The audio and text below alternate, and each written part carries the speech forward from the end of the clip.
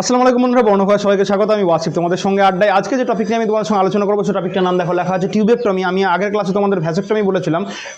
Vasectomy হচ্ছে ছেলেদের ক্ষেত্রে, টিউবেক্টমি হচ্ছে মেয়েদের ক্ষেত্রে। কি একজন মহিলার মানে নির্বীজকরণ বা বন্ধ্যাত্বকরণ প্রসেস, মানে এটা একটা permanent solution to prevent the birth, মানে বার্থ কন্ট্রোলের একটা প্রসেস। টিউবেক্টমি হচ্ছে মেয়েদের ক্ষেত্রে হয়। কি হয়, এই ছবিটা দেখলে তোমরা বুঝতে পারছো, এটা হচ্ছে একটা ফিমেল রিপ্রোডাক্টিভ সিস্টেম।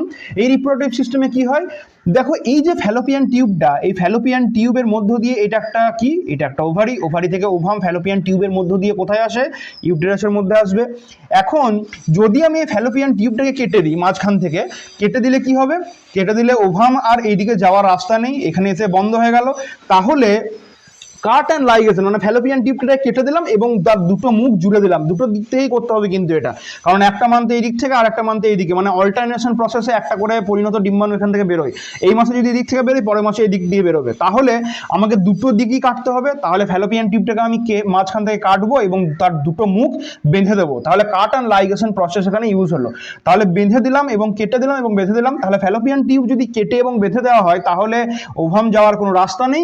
তাহলে এটা একটা কি হচ্ছে, বার্থ কন্ট্রোল হয়ে যাচ্ছে। তার মানে যদি তোমার স্পার্ম এদিক দিয়ে আসেও, ওভামকে যদি না পায়, তাহলে কি হবে, ফার্টিলাইজেশন হবে না। ফার্টিলাইজেশন না হলে কি হবে, প্রেগনেন্ট হওয়ার সম্ভাবনা নেই। তাহলে এটা হচ্ছে একটা পার্মানেন্ট সলিউশন। কিসের না, বার্থকে কন্ট্রোল করার একটা পার্মানেন্ট সলিউশন।